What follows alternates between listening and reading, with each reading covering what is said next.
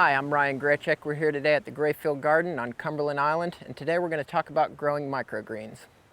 Microgreens are nutrient-packed greens grown in a flat and harvested shortly after the cotyledons open and the first true leaf appears.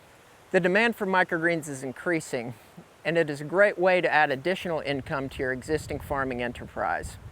I could seed a flat for about $2 and turn that around and make about $15 to $25 depending on the crop. Some of the crops I'll use for microgreen production include arugula, kale, kohlrabi, radishes, mustard greens, Asian greens, beets, and Swiss chard, herbs like basil and cilantro. Today we'll be seeding a mix. This includes a handful of Asian greens and some spicy mustards.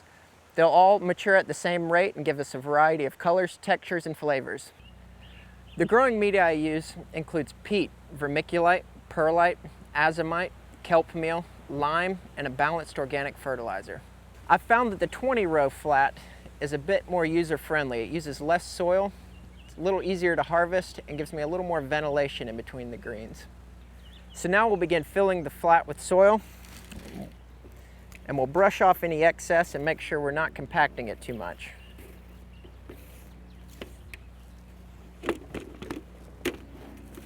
So then we'll take our Sharpie and make a nice little furrow for the seeds to go.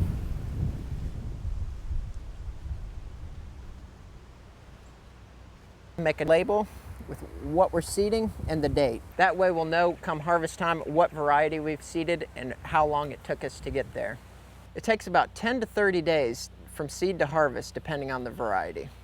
So now I'm going to take a handful of seeds and gently and evenly sprinkle them down each row.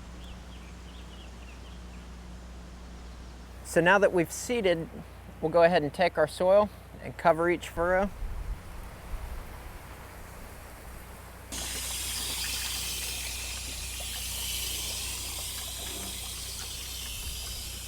Now that we've got them watered in, we'll place them in the greenhouse, and I'll typically water them once or twice a day depending on the weather. These microgreens were seeded about a week and a half ago and they're ready for harvest. So what I'm going to do is take some very sharp sewing scissors and grab it bunch by bunch and clip on down the row and try and achieve a nice uniform stem length.